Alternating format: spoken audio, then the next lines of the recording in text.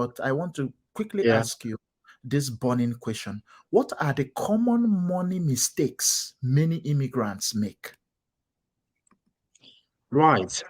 How long do we have? So in the UK, if you come in today, decide you want to buy a Mercedes Benz, the latest one, and you have good credit, you can just walk in, drive it out, and go. But then you're paying a Yeah, monthly payment, you're paying all that, and it's stealing from you the ability to now have excess money to invest or start a business. So I yes, I do would say understand. Yeah. buy it cash if you can afford to buy it cash.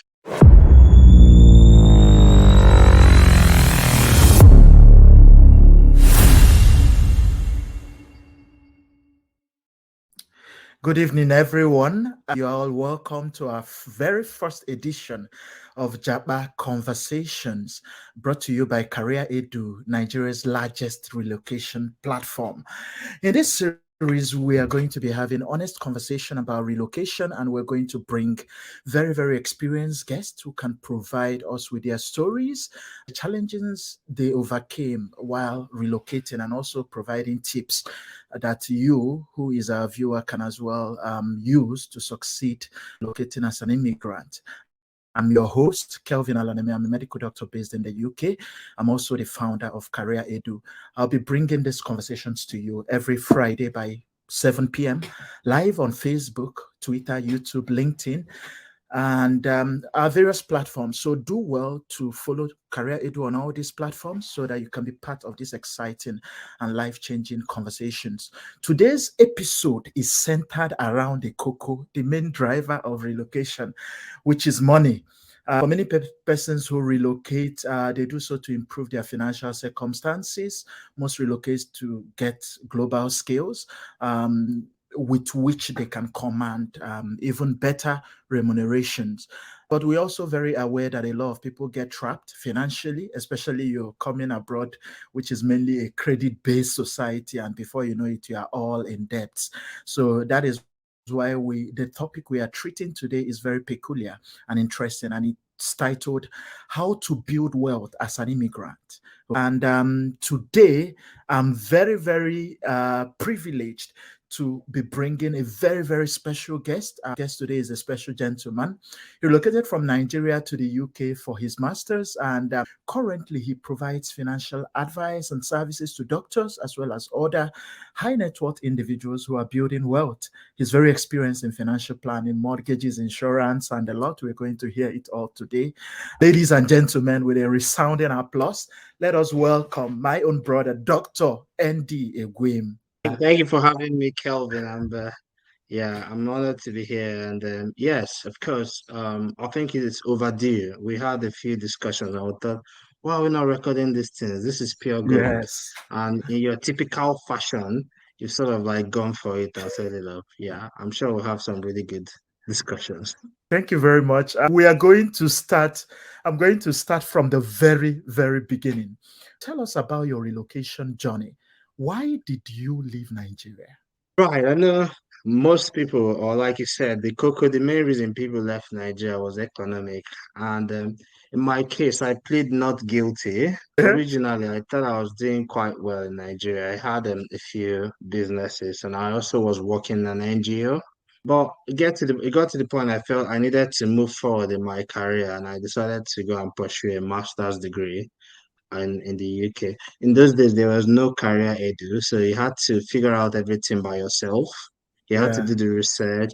There were a few agents, but half of them did, and quite a few of them they didn't really know what they were talking about. One thought that London and Nottingham were in the same city. So, Yeah, so this was 2014, 2015. So I was okay. fortunate to get a full scholarship. Well, Wow. not well, tuition scholarship to cover my Okay. school fees, quite similar to the one you got to go to Yeah. JCU. Yeah, so and that was the beginning of my journey to go to the Okay. UK. I arrived here. Actually, today is actually my 8th year anniversary of living Wow. here. Wow. That's amazing. That's honestly, it's very heartwarming to see immigrants who have actually done it, and that is what we've been doing all through Career Edu. When we started, I know we've brought a lot of people on the platform, Chevening scholars, PhD holders. So we are very key about, location is a life-changing journey, right? So we want people who have done it to come and tell us exactly how they did it. So it's follow who know road, so to speak. Okay, so thank you very much. I'm really very happy for you. Okay, at least that's 8 years. 8 years is not 8 days. Oh. Okay, No. so a quick question: is there money to be made in the UK compared to other places like US, Canada, Australia? Because whatever is keeping you in the UK actually is has to be something. There is something you saw that we are not seeing. Okay. Yeah. Yeah. So when we answer about money, because our platform is moneywise.com and it's all about money. We first want to know, um, when you talk about money, a lot of times people think about it from one dimension. I'll say compared to where you're coming from, if you're coming from Nigeria and you have a clear plan, there's definitely a lot of opportunities to really go very, very far financially. What I think I can say this and still be modest. You can make a bit of money in the UK. Okay. HMRC, not listening to this podcast, but yes, you can make some really, really good money in the UK, but you've got to be organized, you've got to be planned. You can't just come into UK and randomly go into debt randomly. So start with a very good foundation is really important. Yes. So I think so. Yeah, there's money to be made in the UK, but it all depends on how well you plan yourself and what you're doing. Okay. The second part of the question, I believe you omitted it in maybe not intentionally. That is, I'm trying to compare to Yeah, US, Canada, and Australia. I know it's relative, okay, because it yeah, depends on what you are doing, depends on a lot, and it also yeah, depends on where. So I think the choice of a place to relocate is very, very individual dependent. I've had a lot of people ask me, oh, which country is the best for me to go to? And yes, there are a lot of things to consider. So I believe that is why answering that question may be. We might come to that later, but I want to quickly yeah. ask you this burning question. What are the common money mistakes many immigrants make? Right. How long do we have?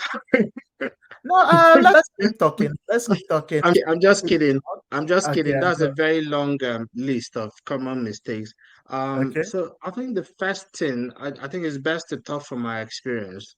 The Yeah. first thing is neglecting the important role of exchange rates. Because when I first moved in the UK to the UK, I assumed, oh yeah, I've got it all planned. I didn't plan to work at all for the whole 1 year. And I thought I'll finish my master's. I'm heading back to Nigeria. This is exactly my plan. This is what I'm going to do. But within 3 weeks or 4 weeks, the exchange rate sort of went up dramatically. And that sort of that was a big deal for me financially because it meant that whatever money you thought you had gone down in value. So I'll say Yeah. don't underestimate the impact of exchange rates. And if you move to the UK, whatever currency you have, maybe consider changing it straight away to pounds. Okay. That's number one. But quite a big one, which is part of what we deal with in MoneyWise Doctor, is credit. In a lot of times, UK runs a very different system. If you're coming from a different country like Nigeria, there's not a really clear, strong credit system. So things like if you want to buy a house, it's simple. Let's say, Kelvin, you've known me for a few years, and Yeah. if I came to you and said, Kelvin, I want to borrow that your new book, new book you just bought, it's in Yeah. backlet. And you say, oh yeah, probably borrow it to Andy because I know he has borrowed the book from me before and he returned it to me. Right? Andy should buy his own book, but I'll borrow it to him. But if you met someone randomly on the street of London, on the streets of London, you wanted to borrow your book, you probably say, well, I don't know you, I don't know how you behave. So Yeah. this is about the credit system now. When you Okay. come to the UK, the credit system doesn't know you. If you go to a bank and you think, I want to borrow money, I want to buy a house, I want to put down some money and buy a house, as a lot of people do right here in the UK. Don't know your credit, you haven't built a good credit, maybe you've not even registered um in the electoral register, and basically you're not existent in the system. And for some other people, the flip side will be that they might have borrowed money and not paid on time, or they Uh, forgot to pay. So that's one big issue. Neglecting your credit and your credit score is one big financial mistake that immigrants make in the UK. I'm sure as we go forward, unearth the rest of them. the mistakes. Okay, thank you very much. I think it's the question you just answered is a very, very big barrier to a lot of people, because I know I found it very challenging. As I'm talking to you, this is my September made it my this is my 4 years here. I'm yet to even get a Yes, credit card.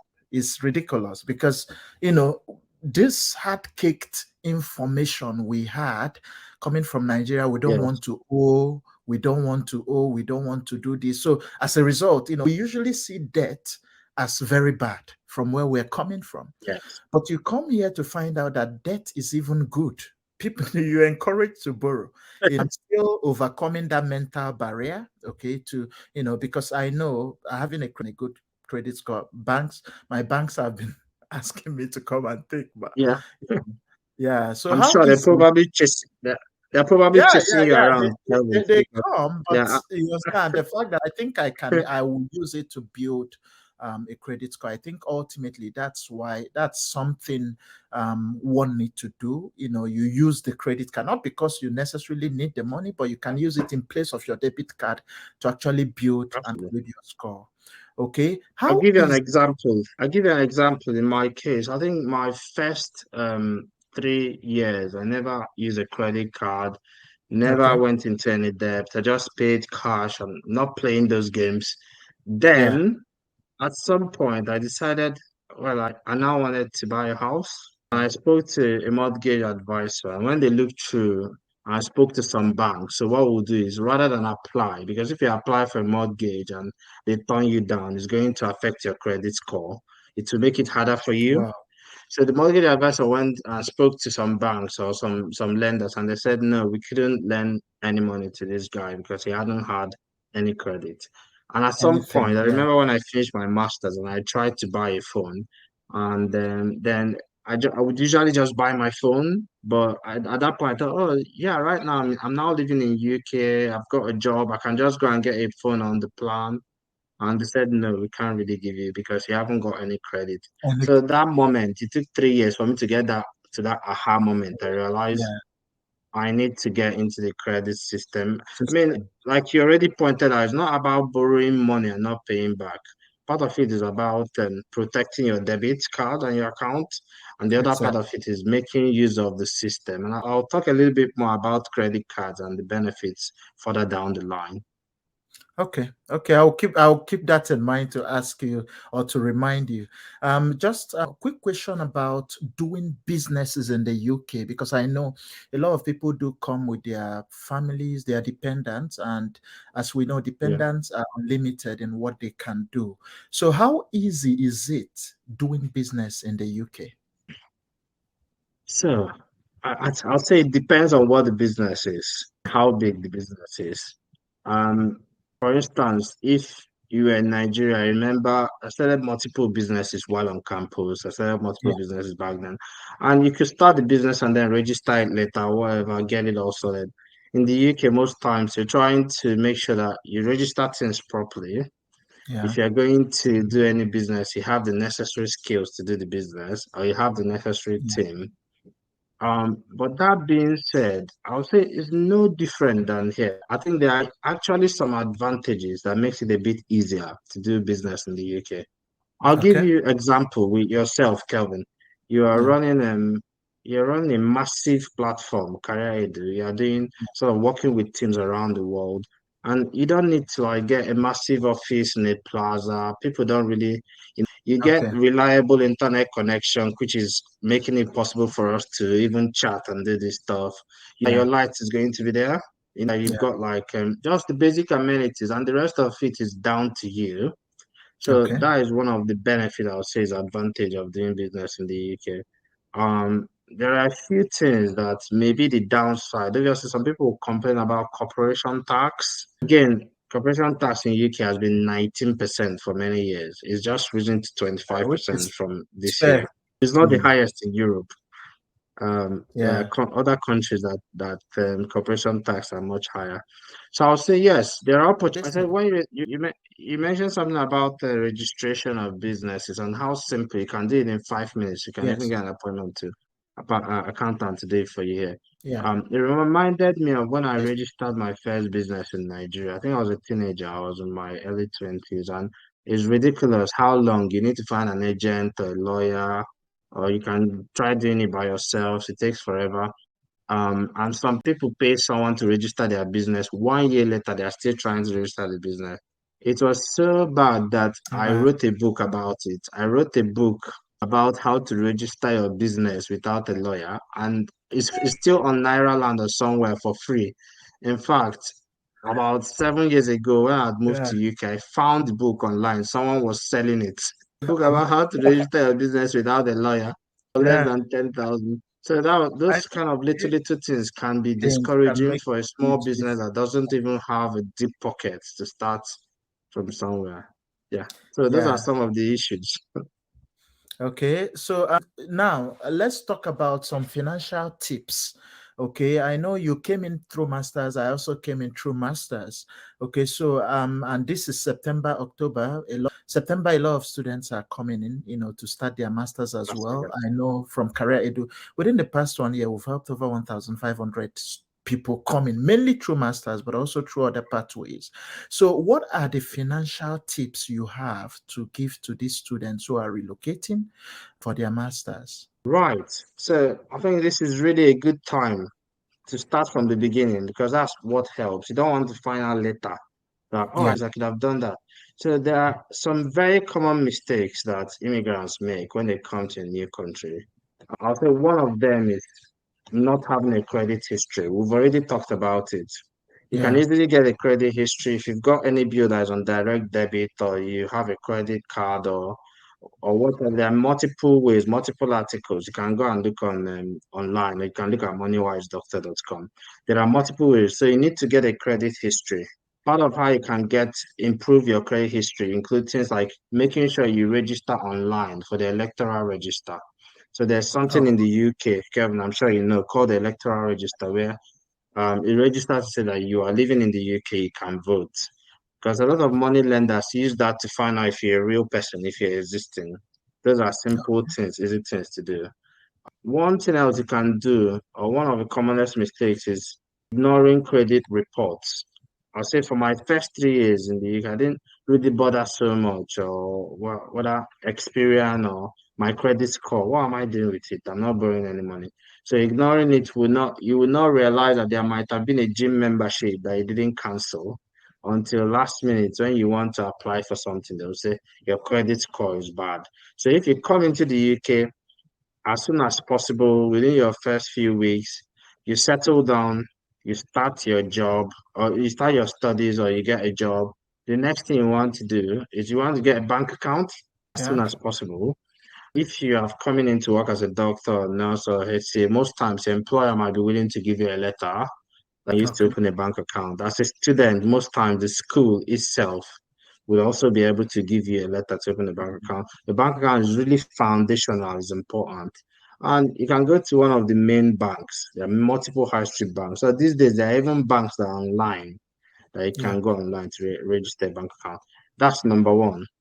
Number two, obviously, it's important to find a source of income. If you've come in for a job, it's important. Don't make the mistake some of us made. I think for my first 1 year, I didn't work at all.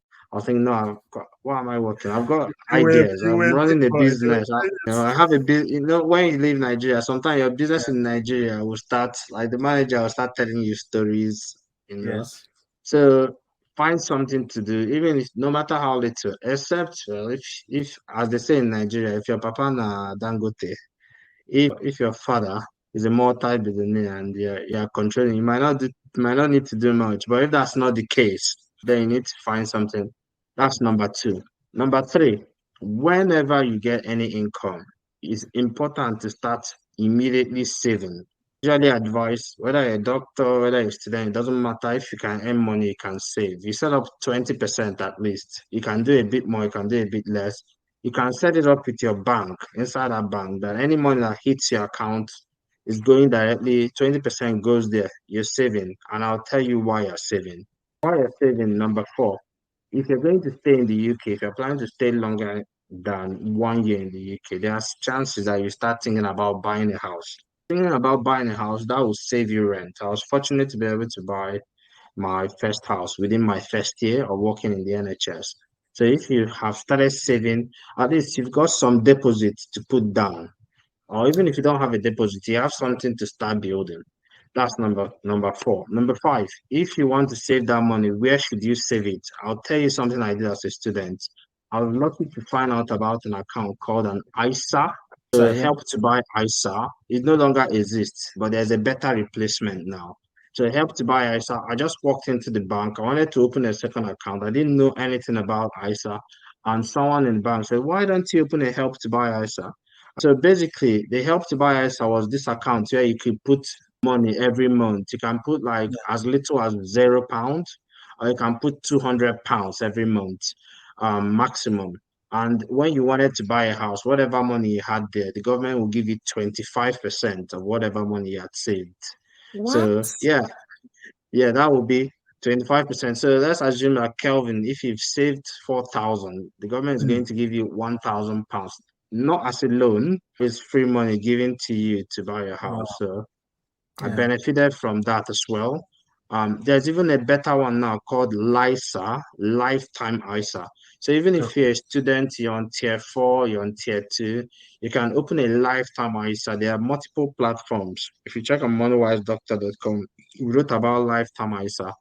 You can open that lifetime ISA, and what you're trying to do is the maximum, if you put up to 4,000 there a year, whatever money you've put in, you can get the full 25%. That's if you saved 4,000, the government will give you 1,000.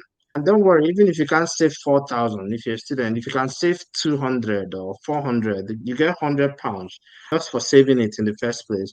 The idea Okay. of this is that when you need to buy a house, like Kelvin, if you finally decide to stop being a digital nomad. And I don't see that happening very soon. But if you decide that, okay, I want to buy a place in the UK so that when I'm in the UK, I can have somewhere to Okay. stay, or even if you wanted to invest.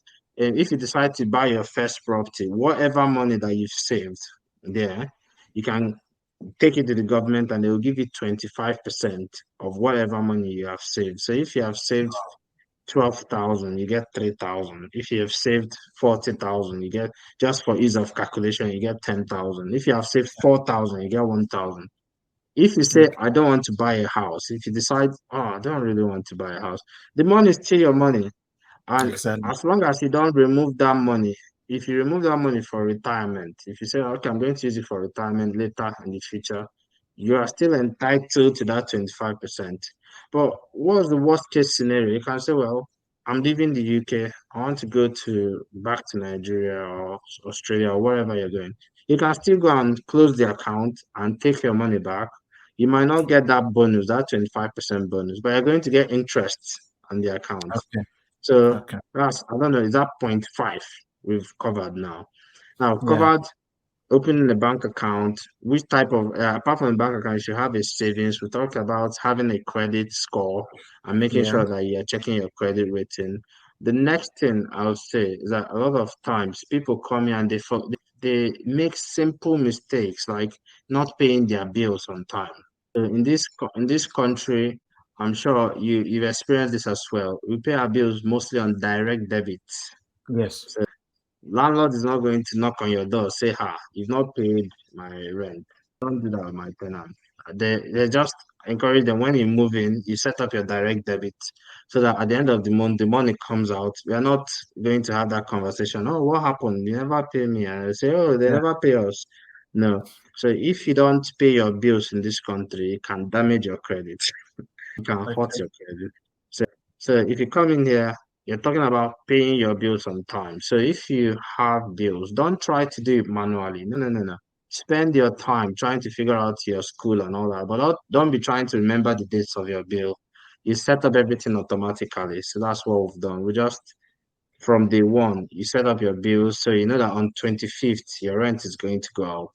On this day, your water bills is going to go out. So your business is to make sure that the money is inside the Is account, there on which that is day? outside the scope. So I think these are sort of like the basics, I would say. I mean, we're not Yeah. able to cover everything, but this is like the basics of creating that financial foundation when Yes. you come into Okay. business. Really important. Okay. Thank you very much for that. Those life-changing tips. I wish somebody told us when we came in, but it's good. The Igbos have a saying, "Wake is your Exactly. money." So, is there Exactly. down to the next question? Is there any financial? Because you have a lot of people who have family, wife and children, or husband and children, and they decide to just move alone and leave the husband and children back in Nigeria. Are there financial spouses? Sorry, Kevin, I missed the part of the question. It said, is there any financial? It didn't come true.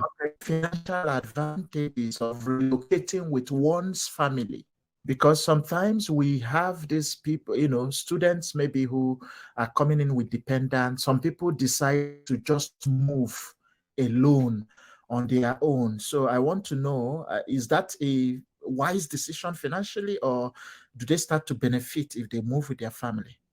Thank you for bringing up that question. I wouldn't have thought about it, but it's really, really, really important. And I've talked to a lot of Yeah. people about this thing in the past because I've seen premium tiers from some people sometimes. Um, Okay. we're talking about financial, right? We're not talking about Yeah. other benefits. We're not talking about other, having your family around. I tend to suggest that because it's a new country for you, your earning capacity as well might not be that high. It is sometimes better to first move, especially if you're moving. When I moved to UK, fortunately for me, or what it was then, I was single, so I didn't move with my family. I got married later down the line. So if you move to the UK as a single, if you move with a family, one, there is a you can't stay in one room. You can't say, "Oh, Yes. I've got like three children. Let's manage." No, no, there's no managing. The council, the government, there's a minimum amount of space you need. If you've got like two children, there's a minimum Yeah. number of rooms you need, right? And it affects everything else. If you're going to need a three-bedroom house, that means you'll be paying more rent than someone who needs one shared room in a hospital accommodation. If you are living in Yeah. a three-bedroom house, there's something called council tax. I'm sure those of us that live in the UK know council tax. You probably pay more council tax. You probably pay more for light and for water. And also, if you've got little children, you've got to look after them. Healthcare Okay. is not cheap. Some of us spend quite a lot of money on childcare. So if you can, and if your partner or your family is in support of it, I think it's better sometimes to move. You can get your visa for everybody. And the first entry, obviously, this is your expertise, Kelvin. I'm not going Yeah. to try to explain that part, but I think the first entry is good to come in first. Maybe Yes. they can come in and then you stay, especially if you're the breadwinner, stay and figure things out. Maybe Yeah. give you a bit of time to earn some money, get a soft landing for them. Find somewhere for them to stay, maybe rent a better place, talk about schools if you've got children of school age. So yeah, I Actually. think financially, I couldn't have done some of the things I've done in the early days if I was married. It would have been very difficult. Not if I was married, but if I had a If you family had a here with family, me, I yeah. was thinking Because then, of it. exactly, I need to explain that clearly. Because then, if Hmm. you come back in the evening, you want to work on your project and you're thinking of a new business you want to start, and you've even got like some things you need to do, a website to code, and Yeah. you've got a family there, you need to give them some time. Also, apart from that, basically your bills are higher if you've got a family. If you've got a Exactly. child, a certain age of children, you can't leave them alone at home. You can't just say, "Oh Yeah. yeah," and you can't take them to your neighbor and say, "Oh yeah, neighbor, And say, look and you, after I'm them just for going me. to know." So yeah, I Yeah. think So that answers the question. What do you think? it does. It does. I think if so the thing is, I've in this line of business, and I always advise people, but then everybody, so unless it is an emergency, Okay, Yeah. unless people will die if you leave them behind. Because I've seen families, I've cancelled families, I've seen issues where the wife will say, hell to the no, you want to leave me in Nigeria and go away. So, do you understand? And she is saying, if you're relocating, we're all relocating together. And We are I felt moving together. can be tough because I knew how hard it was for me. I had a family, I had a wife and two kids, and we Yes. did move at once. I came alone in September, and it was crazy. Yes. But then by the time they Difficult. joined me in January, I had already gotten some footing, paid rent. Yeah. Because when you are coming, most times you don't even have accommodation. For some people, it's Yes. just Airbnb you book for the 2 weeks. Call. And booking Airbnb for a family of four, family of five, you're going It's to, not it's cheap. not normal Airbnb, oh, it's two-bedroom flat Airbnb. So It's if normal Airbnb is paying £50 or £100 per night, you are paying 300, 400 per night. So by the 300. that Yes. on your head for 2, 3 weeks. So because the normal thing, because of how it is to even get accommodation here, accommodation is the biggest Yes. problem. I've always said it. Because of how Oh, it's hard it big. is. Yeah, because of how hard it is, sometimes landlords will not even rent a house to you until they see you. So you have to come for viewing. And if you even Yes. rent the house without seeing the house, you may be in for a long thing because you may come and after paying rent, you will see that maybe you don't like the place or it's small or you don't like your neighbors or it's Yes. just a lot of issues. So it's always Yeah, advisable to exactly. pick somewhere temporary, stay for two Mm, weeks, then come. Within that 2 weeks, you do as much viewings as you can, look for house desperately, mm. get something. I know a lot of people that came alone and then worked for maybe 1 month, 2 months, saved some money, then got a 3 bedroom flat, and then brought their family. It's usually the easiest way, and then It make tends to plans. work quite well. It does. Otherwise, if you come with your family and anything goes south, all of them go there outside, or there is no under bridge here. You will just be outside. No, it can Okay, be so harsh, especially no, if it's during winter when it's oh cold God, and everything. yeah, You can't be can be, saving on winter bills if your children are cold and you've moved from Nigeria. You can't be saving on heater. So exactly. that I think I agree with you on that one. Okay, so down to another question, which is very key. Okay, what do you think is better with regards to housing? Is it to buy a house or to rent a house? So, right. So this question is something I've talked about quite a few times and written about. Yeah. When you are new in the country, I always advise to rent. Okay. If you are new in an area, I always advise to rent. Except again, if you go back again, if your father is Dangote and you've come with lots of money and you think, oh, I'm just gonna buy maybe two or three houses. Yeah, but if you're just coming in, of course, most times you need to rent first and then learn the system, build your capacity in terms of savings and deposits, Yeah. check your credit score, make sure everything is in place before you go to buy. So at the beginning, I think renting is fine. But I tend to suggest to people, if possible, be targeting that after 1 year. Worst thing, if you don't do it after 1 year, you can do it after 2 years. If you don't do it after 2 years, you can do it after 3 years. But be targeting that this is my plan within the next few years or within a year or two, I want to buy a house. And if it's not going to work out in the first 3 years, maybe just have it in mind. Because I understand that some people might come in, maybe they don't earn a lot of money, they have dependents. Obviously, there's something called the black tax, which I'm sure Yeah. you know about. A lot of times you have to send money home, and that's our culture. You have to carry your family along. But in whatever you're doing, have in mind that if you buy a house, my first house I bought, it wasn't a massive house, a 2 bedroom house up and down. If you buy a house, the value has blown up from when I initially Oh, bought it, nice. and it will save you rent for that Okay. period of time. That means you're not paying rent. Some people will argue otherwise. They will say things like, "Oh, it's better to invest the money in the stock market rather than buying the house." But I'll say something to you. Your landlord can wake up one day and say, "I want my house back." And I've decided, and this is from experience. It's happened to me. I Wow. found myself going to court saying, "Oh, I had to buy a house in a hurry." This was like Um, my where I'm living now. Yeah. It was a good buy, but we had moved from our former house. We were renting briefly to learn the area, and then the landlord turns around and says, "Oh, I'm selling it." So I'll say, if you come into UK for peace of mind, for financial security, as an immigrant, start planning to buy a house from day one. You don't have to buy a house immediately, but have it in mind, start asking Fine. questions, learning about things, and start planning. But at the beginning, please start with renting. Renting. Okay. Thank you very much. Down to the next question. The next question is funny because I think last week I made a post about not owning a car and not, Yeah, not even thinking I think about that it. was after we talked. Yes, after we spoke, and a lot of people were like, "Go and buy a car. You need it. You deserve it." Yeah. A quick question regarding car ownership. Okay, Yes. which one is a better financial decision?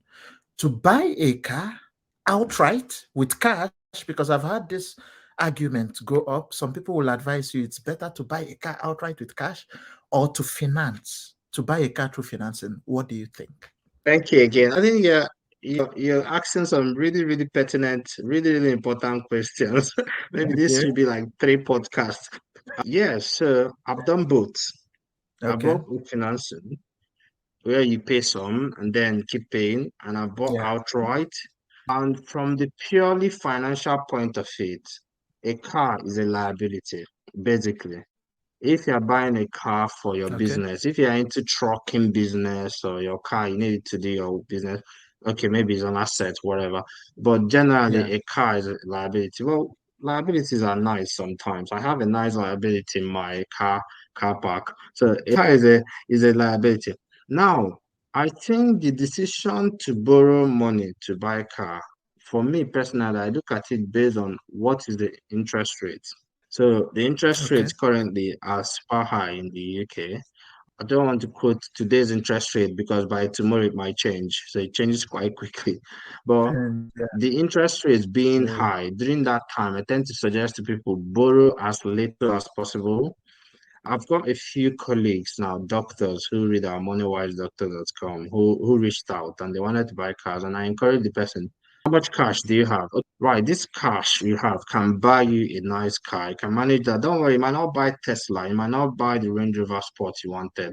But in the meantime, the cost of borrowing money at the moment is too high. Let's say 4 years, 5 years ago, there was a point interest rate was 0 point something No, you percent, can borrow. 1 point Yeah. something percent. At that at that point, it doesn't. I mean, you could borrow the money because I think, well, if I borrow the money, buy this car, I know what else I can do with my money that will give me 8%, 10%, and then I'll just pay them. And Okay. also, so I tend to suggest it depends. It depends on what is the current interest rate. If it's right now, say if you can pay cash. But then some people say, well, I don't have money to buy a car. And I'll say to them, look at Kelvin. He's managing without a car. Yeah. But Without the car. on a Okay. on a more serious note, the thing is to know your budget, know what is important. I didn't buy my first car till I bought my first house. I didn't buy my second car till I bought my second house. So Okay. we didn't just buy a second house. It was not because we planned it, but if you set your priority straight, Priorities. things will just follow in that order. So yes, I'll say in the UK, if you come in today, decide you want to buy a Mercedes Benz, the latest one, and you have good credit, you can just walk in, drive it out, and go. But then you're paying a Yeah. monthly payment, you're paying all that, and it's stealing from you the ability to now have excess money to invest or start a business. So And yes, I would do other say things. Yeah. buy it cash if you can afford to buy it cash. If not, be careful not to borrow too much so that you don't end up driving your future around. Okay. Yeah, I think it's a very, very beautiful analogy, driving your future around. Okay. Thank you very much, ND, for this beautiful, beautiful presentation. It's been a nice time. You've answered quite a lot of questions. I think there was something you asked me to remind you, and that is getting around to talk about credit cards. Okay. I was thinking you might forget so that we Credit. can just leave it for last. So just when you close on it, So it's going Yeah. to be my last question. Okay. Yeah. Okay. What do you have Yeah. to say? So, What advice you give migrants about credit cards? right. Thank you for that. I think I almost left that one out. So, one of the main things for an immigrant, depending on where you're coming from, one of the main things you're going to experience that is different is the credit system. And one representative of that credit system is a credit card. So for me to tell you about a credit card, I have to tell you about a debit card. A debit card is simply like your usual ATM card. You have money in your bank, you Yeah. go to the machine, you withdraw it, you pay for something, they take your debit card, they take the money from your bank, you go online to shop, you put in your debit card, and they take some money. So that's your money that is being spent. A credit card, on the other hand, is not your money, is the lender's money. Use that card and you buy something. When you buy the thing, you're owing them. But you still get the stuff you need. But it's expected that by the end of the month, you pay back the money that you're owing. And for most credit Okay. cards, yes, the usual credit card, if you pay back in full, I think you should underline in full. If you pay back in full, you don't pay any interest rate. If you don't Okay. pay back in full, that is where premium tiers start. That's the origin of many people's financial disaster, Wahala. catastrophe. Okay. If you, I'll tell you what, if you don't pay back in full, a lot of the credit cards, the interest rates are quite high.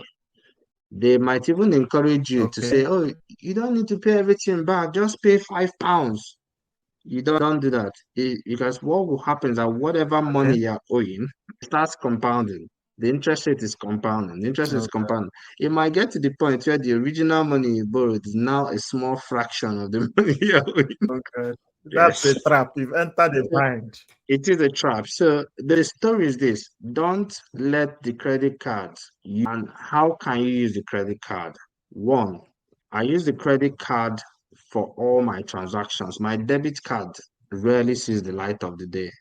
If I want to do Beautiful. something that requires cash, then the debit card comes out. I use my credit cards for all transactions, but at the end of the month, I've set up my affairs in such a way that all the credit cards, the business credit card, the personal credit cards, the credit card for everyone in the family, it links back to a specific expense account and it comes out Okay. in full at the end of the month. So it's set up automatically. I don't have to remember it. All I need to make sure is that that account, yeah, is coming out from has money. So as long as that account Monday. has some Yes. money, it comes out in full. So when I'm spending money, I can't go and buy if there is a watch. If I see a nice Rolex watch and it's let's say even if you're buying one of 25,000 pounds, and I think, oh, at the end of the month, I'm not going to have 25,000 pounds but I won't dream of it. Okay. Exactly. So I'll use it for my day-to-day things I can use, things I would have Yeah. ordinarily bought, Done you know. with your debit Um, card. Okay. exactly. What that does for you, the benefit is one, your credit card, if you're hacked for any reason, I've been once on a holiday in a different country, and then they sent me a message that I was shopping in Orlando in Florida, and I said no, I'm not in Florida. I was in a different country, and they said this guy has done quite a bit of shopping, but it's not my money. I'm like, what's going Okay. on here? Did I It's go the to lender's money. Disneyland? So what did I do? I pick up the phone, I called the credit card company, and I said, it's not me that did this thing. I don't accept these charges. So okay, they'll start investigating it, they might block it. I carry on living my life. Whenever they figure it out, they'll let us know. If Okay. it's my debit card and the person has shopped with my money, maybe I shopped with £2,000. I think most times you find that the bank is not as interested. They might be helpful. They might Exactly. try to be helpful. Yeah, but your money is not, maybe you needed that money to do something. It's Maybe you gone. needed it to, to pay for something. Yeah, so that's one advantage. Yeah. The credit card, using your credit card secures you against that. The second thing is security. I think for credit card, I think a lot of times you need fewer details. You can put in your details and all that, but it's been told, it's been well researched that it's harder to hack you with a credit card than with a debit. Debit card. Okay. The third thing about the credit card is ability to get like that short-term relief. It's more like you're borrowing interest-free money as long as you're paying. Let's Okay. say you need to make some payments. You're new in the UK, you've not gotten your first salary or your salary is on the way, but you've got a credit card, you can make payments and then pay later. Yeah. And I think these are some of the benefits. And the fourth but final thing, which is one of the main reasons I use a credit card, is called rewards. So some of my credit cards, they give you Okay. points. So I see you Okay. know about reward, and of course you know about rewards. So this credit card, they give you points. For Mm. instance, if you buy something, they can say for everything you buy, you get like one pound back or 50p or whatever. And it Okay. looks like it's not much, but I Yeah. have some credit cards that have yielded up to £1,500 rewards. Some of them Wow. give you flying Mm. points. Yes. Yeah, there's quite some of them Exactly. like that. Yeah. Like like 2 weeks ago, we had quite a few friends, like 3 or 4 that got married, and we wanted to buy them gift. My wife is she remembers everything. She said, "Oh yeah, let's go and look at those stuff." So we went to use those points to buy the Mm. gifts and all that. Wow. Some of them give flying miles, and you can get an Now. airline ticket. So that is some of the Mm. benefits you can get. That being said, you can live your life without a credit card. So yes, you Okay. can live your life in the UK and be fine without a credit card. If you feel that you don't have self-control, if you feel that you're going to go Mm. crazy and order a Lamborghini or Ferrari on the Yeah. credit card, or if you Thank find out you. that you're buying things that you can't, it might be better. Go ahead. Yes, I was saying it's like fire, death. Credit card is like fire. It's a good servant, but it's a very, very bad master. Headmaster. Okay. I know some people who do, some persons who find themselves in bond with a lot of credit cards maxed out. They are advised to cut off the sometimes and just it can be a very, very bad place to be. But I know a lot of entrepreneurs that credit has saved. Some of them they have to take a bet on themselves, max out credit card to actually get their first income. Now, it's been an enlightening conversation so far. We've touched on mortgages, we've touched on credit cards, we've touched on car financing. One of the things we've not touched on, which I would like you to just shed a small light on before we conclude, is on the issue of insurance. How important is Mm. insurance?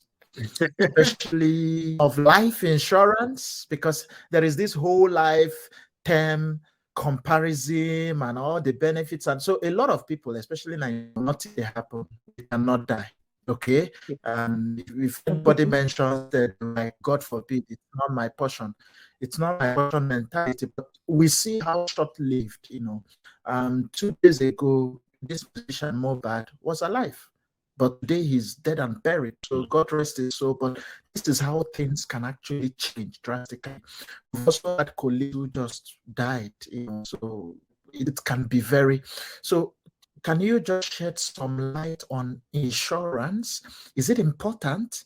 And if it is important, which insurance will you advise immigrants, especially maybe students or young professionals, to get? And how early can they get? Yeah, Kevin, thank you again for bringing that one up. It's very important, your point. Yeah. When it comes to insurance, basically, there are insurance that in UK don't have a choice. If you are driving a car, you can't drive without a car insurance. If you go Yes. out, you get arrested. If you drive without a car insurance, you could get arrested.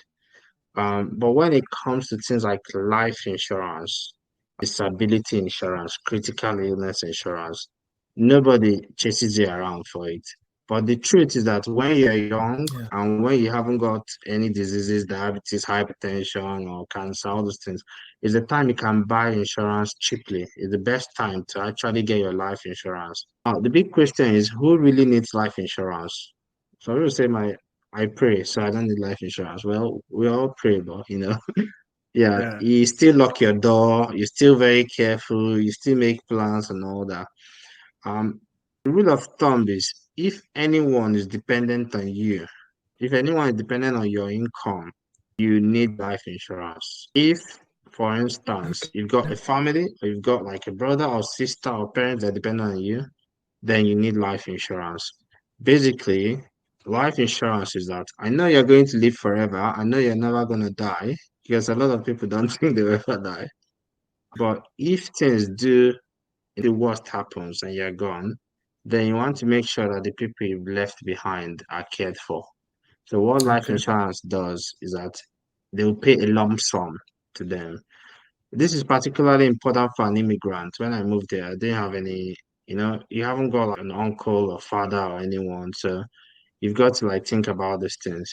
If you've got a Yeah. mortgage, if you pass away, what will happen to the mortgage? And will it become a source of stress to your family? Now, when Yeah. it comes to insurance, life insurance, there are two main things. If you don't remember anything, remember this: whole life insurance and term insurance. So, whole life for your Yeah. whole life and term for a period of time.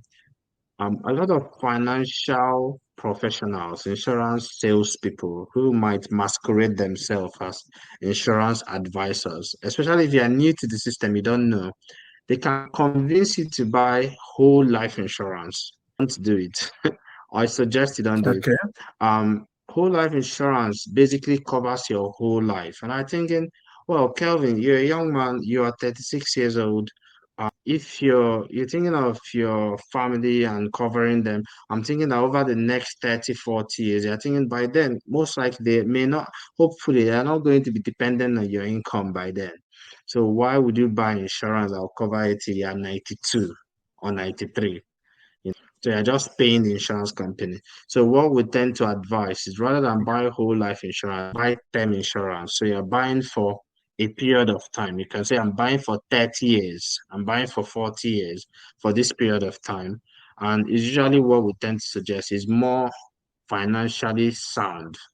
And a lot of times, people that sell whole life Okay. insurance, they'll tell you that it can also be an investment, but the investment is not going to perform as well as normal investment. So that's one thing on life Okay. insurance. There are other types of insurance. There's critical illness insurance, there's disability insurance, especially insurance that covers in case you get things like cancer or stroke or heart attack. There's disability insurance or income protection. But I think for most people, the place to start is life insurance. And I think we've done quite a detailed article on that. Okay, thank you very much. That was a very, very robust answer, enlightening and educative session. So we'll encourage our viewers, everyone, if you have any questions, kindly leave it in the comments. Me and Andy will be to answer those questions. And then please check out Dr. Ndobisi online. He's on LinkedIn, Facebook. I will tag him to this session. Check out moneywisedoctor.com. Okay, there are a lot of financial articles that will help you. It's not just for doctors. Some of the things that are practical financial advice, but they can find very, very useful. Okay, so we don't want these sessions to be too long. So I really, really appreciate him for coming to do this. Andy, I appreciate you. It was just very short notice, and you obliged me. And I'm very, very happy that you actually are the first. This is something we've been meaning to do. Actually, we'll do it in September. So you see how long and you actually very from interviewing or having this conversation with, and we intend over time. It's going to be a weekly thing. Come shine, have these conversations with people who have walked the path. For instance, told us practical examples. You've bought a house, you've rented, you've bought a car, you've financed. Do you understand? These are concrete examples who have done it. You tell us really how you did it, not we're telling you how did you get wealthy. You say, "Nah, God, oh. We know it's God, but we need concrete steps," and that is exactly what you've provided today. So, on behalf of our viewers, on behalf of Career Edu, we say very thank you to you, and Thank you. we appreciate you and wish you all the best. So, please We're going to see you again next Friday, 7 p.m. All my profiles on the platforms are verified, so you know you're talking to the right person. 20,000 subscribers just within this month. It's crazy. The past 2 weeks we are just at 2,000, and I don't know what has happened. But the videos there are life changing. Various countries. Our videos are very, very detailed with regards to the concrete steps you need to take in relocation.